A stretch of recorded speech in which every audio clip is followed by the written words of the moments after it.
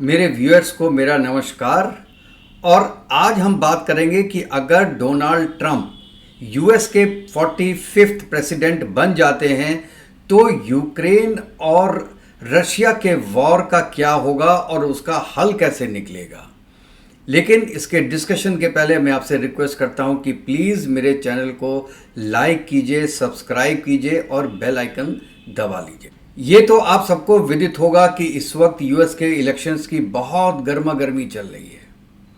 Conferences हो रही हैं, इंटरव्यूज़ दिए जा रहे हैं और रिपब्लिकन पार्टी की तरफ से तो उम्मीदवार बिल्कुल क्लियर है आज की डेट में कि प्रेसिडेंटशिप के लिए डोनाल्ड ट्रंप हैं और वाइस प्रेसिडेंटशिप के लिए डीजे वेंस है।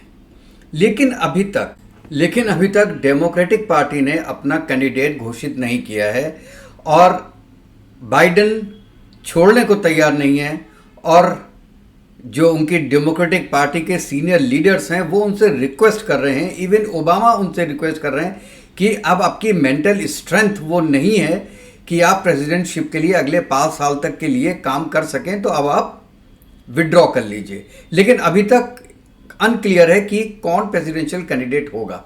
लेकिन एक चीज़ क्लियर है कि जो भी डेमोक्रेटिक पार्टी का मेंबर हुआ या लीडर हुआ उससे डोनाल्ड ट्रंप काफ़ी आगे चल रहे हैं आज की डेट में और ये माना जा सकता है कि 80% यूएस का अगला प्रेसिडेंट डोनाल्ड ट्रंप होंगे।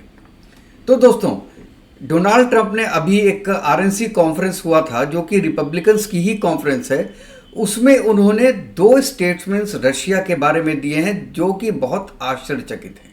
पहला, उन्होंने कहा कि मैं यूक्रेन और रशिया की वॉर को 24 घंटे के अंदर ख़त्म करा दूंगा। देखिए, ये स्टेटमेंट डोनाल्ड ट्रंप ने पहली बार नहीं दिया है, पहले भी वो बोलते रहे हैं। लेकिन जब ये डोनाल्ड ट्रंप 2.0 आया है, उनके बोलने का, समझने का अंदाज बदल चुका है। वो जानते हैं कि फर्स्ट जब वो प्रेसिडेंट बने थे फर्स्ट टाइम, तो उनसे क्या क्या गलतियां हुई थी, उनको पब्लिक ने कैसे लिया था और क्यों वो दोबारा नहीं जीत पाए। तो आई थिंक वो उस पर वर्क करके आए हैं। तो अब डोनाल्ड ट्रंप कुछ भी बोलते हैं तो उसका मतलब होता है। तो एक बात तो ये कही।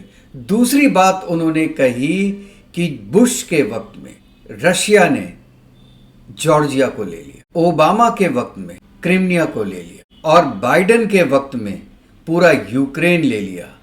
और जब डोनाल्ड ट्रंप का पूरा पहला रहा है 4 साल का, उसमें रशिया कुछ नहीं कर पाया। तो ये 2 स्टेटमेंट्स, और मैं एक तीसरा स्टेटमेंट मोदी का लेना चाहता हूं इसमें कि जब डोनाल्ड ट्रंप को गोली लगी थी तो मोदी जी ने उनको कहा था my brother, my good friend, ये कह के उनको बुलाया था। और मैंने ये देखा है कि जो उनका एक तरीके से स्नेह, प्यार जो डोनाल्ड ट्रंप के साथ था वो जोएल बाइडेन के साथ उनका हमको दिखा नहीं, जबकि वो स्टेट विजिट पे गए थे यूएसए, लेकिन फिर भी हमको वो केमिस्ट्री दिखाई नहीं दी जो केमिस्ट्री हमको डोनाल्ड ट्रंप और मोदी जी के बीच में दिखाई देती है। वो चाहे अहमदनगर में हो, चाहे वो वॉशिंगटन में हो, चाहे वो न्यूयॉर्क में हो। तो एनीवेज, तो ये है कि हमको लगता है कि Modi ji will be very very happy when Donald Trump comes in. क्यों, इंडिया के रिलेशन यूएसए तो हमेशा ही अच्छे रहते हैं, लेकिन जो एक 101 रिलेशंस होते हैं उनकी बात थोड़ी सी अलग होती है। Although the relations are only state to state, लेकिन अगर जो हेड ऑफ स्टेट्स हैं उनके बीच में भी अच्छा कनेक्शन हो, अच्छी अंडरस्टैंडिंग हो, तो थिंग्स कैन बी ईजियर। अब मैं आता हूं कि मोदी जी का रशिया विजिट। आप ये सोचिए कि मोदी जी रशिया गए थे किस लिए? जो नॉर्थ साउथ कॉरिडोर है उसको बढ़ाने के लिए, क्योंकि वो तो पहले ही शुरू हो चुका है, उसको बढ़ाने के लिए गए थे, या 6 न्यूक्लियर रिएक्टर लेने गए थे। भाई, न्यूक्लियर रिएक्टर में 1 और 2 यूनिट तो पहले ही लग चुकी हैं, 3-4 पे काम हो रहा है, केवल 5-6 ही तो बाकी हैं। तो उसके लिए क्या मोदी जी गए थे? डिफेंस कॉपरेशन बढ़ाने के लिए गए थे, वो तो वैसे ही बहुत ज़्यादा है।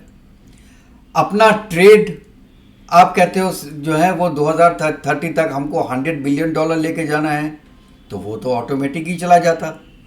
उसके लिए देखिए कोई भी ऐसी चीज़ नहीं थी जिसके लिए मोदी जी पर्सनली जाएं 2 दिन के लिए रशिया। इसका मतलब है कि कुछ खिचड़ी ज़रूर पक रही है इस वक्त मोदी जी, डोनाल्ड ट्रंप और पुतिन के बीच में। ऑल्दो ये जो स्टेटमेंट्स हैं डोनाल्ड ट्रंप के, उनको निगेट किया है जो यूएन असेंबली में रशिया के एम्बेसडर हैं उन्होंने, लेकिन ये एक कहते हैं रूटीन चीज़ होती है कि ऐसी चीज़ों को डिनाई किया जाए। लेकिन ये स्टेटमेंट डोनाल्ड ट्रंप का, उसको इजी आप बिल्कुल मत लीजिए, क्योंकि Donald Trump basically anti war हैं और मोदी जी भी एंटी वॉर हैं, इसीलिए दोनों का कोऑपरेशन ज़्यादा है नॉर्मल से। और मोदी जी जब रशिया में गए हैं तो पुतिन जी से ज़रूर इसके बारे में डिटेल में बात हुई होगी, जो कि ना आपको पता है, ना हमको पता है, ना ही पेपर में आया है। और ऐसी बातें कई होती हैं जो कि 101 ही की जाती हैं। सॉल्यूशन ज़रूर मोदी जी ने बात किया होगा, क्योंकि Modi ji is the only person on this earth who can talk on behalf of west with Russia, और कोई दूसरा नहीं है।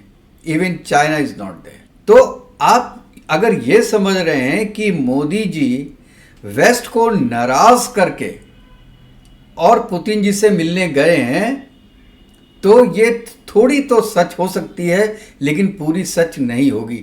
इसके पीछे स्टोरीज होती हैं। और देखिए, अगर जैसे कि आपने देखा कि यूएस के जो सेक्रेटरी ऑफ स्टेट हैं और जो एनएसए हैं, उस पर मैंने एक वीडियो ही बनाया था, तो उन्होंने मोदी जी के अगेंस्ट में बोला है कि इफ़ वार होती है तो China, so Russia will side China, not for India, और इंडिया जो है वो ज़्यादा डिपेंड कर रहा है रशिया पे। Anyway blah blah blah lot of things they have said. उनका ये बोलना भी ज़रूरी था, क्योंकि अगर वो बिल्कुल चुप होते, कोई स्टेटमेंट नहीं देखते, तो ऐसा लगता कि यूएस हार गया है, फर्स्ट स्टेटमेंट। और दूसरा कि मोदी जी को वेस्ट ने भेजा है वहां पर बात करने के लिए, या मोदी जी ने ये एक्सेप्ट किया है दोनों पार्टीज के बीच में कि हम मीडिएट कर सकते हैं और हम करेंगे। लेकिन ये चीज़ ओपन में तब तक नहीं आएगी जब तक कोई कॉन्क्रीट स्टेप ना हो या कॉन्क्रीट डिसीजन ना हो। देखिए, ये मेरे मन की भावना है। मैं इंडिया की पॉलिटिक्स को 30-40 साल से फॉलो कर रहा हूँ, और मोदी जी की पॉलिटिक्स भी मैं कम से कम 30 साल से फॉलो कर रहा हूँ। वो कोई भी एक्शन बिना मतलब के लेते नहीं हैं, और उनके मतलब एक नॉर्मल हम जैसे आदमी को समझ में भी नहीं आते हैं। लेकिन आप ये मेरा प्रोग्राम नोट कर लीजिए, और आप देखिएगा कि अगले 5-6 महीने में आपको कोई ऐसा इंडिकेशन ज़रूर मिलेगा जिसमें ये पता चलेगा कि मोदी जी ने मीडिएट किया है रशिया और यूक्रेन के बीच में थ्रू यूएस, और कोई भी कंप्रोमाइज़ की पोजीशन दोनों के बीच में आएगी। अब चाहें रशिया को यूक्रेन से जो उन्होंने एरियाज़ लिए हैं, सिटीज़ ले लिए हैं, वो वापस करने पड़े हैं, या यूक्रेन लिख के दे दे कि वो नाटो का पार्ट नहीं होगा। तो ये सब चीज़ें अब देखनी है, क्योंकि यूक्रेन के प्रेसिडेंट को भी पता है कि अगर डोनाल्ड ट्रंप आ जाते हैं तो उनकी फंडिंग हो जाएगी बंद। और अगर आप करप्शन में देखेंगे तो यूक्रेन बहुत नीचे आता है, मतलब this is one of the most corrupt countries. वहाँ करप्शन होता है जितना यूएस ने कितना लगा दिया, $200 बिलियन उन्होंने लगा दिया उस पे, वॉर पे। अब $200 बिलियन का करेंगे क्या?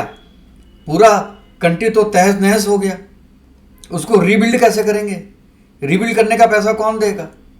यूएस देगा या डोनाल्ड ट्रंप देंगे? वो कौड़ियाँ दे देंगे, कौड़ियाँ, कि भैया ये मेरी तरफ से है, बाकी पूरी जो कंट्रीज हैं वर्ल्ड की वो पैसे दें। एनीवेज, तो मुझे ये लग रहा है कि यूक्रेन भी अब पीछे हटेगा अगर डोनाल्ड ट्रंप आते हैं, कि अब मेरा सर्वाइवल मुश्किल है। पुतिन भी पीछे हटेंगे कि अगर और सैंक्शंस लग गई या इंडिया पे और बहुत ज़्यादा प्रेशर डाला तो ऐसा ना हो कि इंडिया भी छटक जाए। चाइना से अगर यूएस और इंडिया बिजनेस बंद करें तो चाइना भी ना छटक जाए तो मैं अकेला पड़ जाऊंगा पूरे वर्ल्ड में। तो वो भी सोचेगा भाई कहीं ना कहीं तो कंप्रोमाइज़ करो और केस को ख़त्म करो।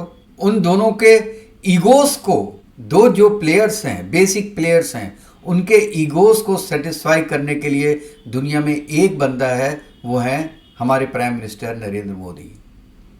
तो दोस्तों देखते हैं आगे क्या होता है, और मैं बहुत होपफुल हूँ इसके बारे में कि हमारे मोदी जी ज़रूर, जो बहुत ज़्यादा एंटी वॉर हैं, वो ज़रूर कोई ना कोई सॉल्यूशन निकालेंगे और पूरे वर्ल्ड में जो शांति फैलेगी उसमें मोदी जी का बहुत बड़ा हाथ होगा। तो दोस्तों आज मैं अपना वीडियो यहीं समाप्त करता हूं और कल फिर नए वीडियो के साथ आपसे मिलेगा, और तब तक के लिए जय हिंद, जय भारत और वंदे मातरम।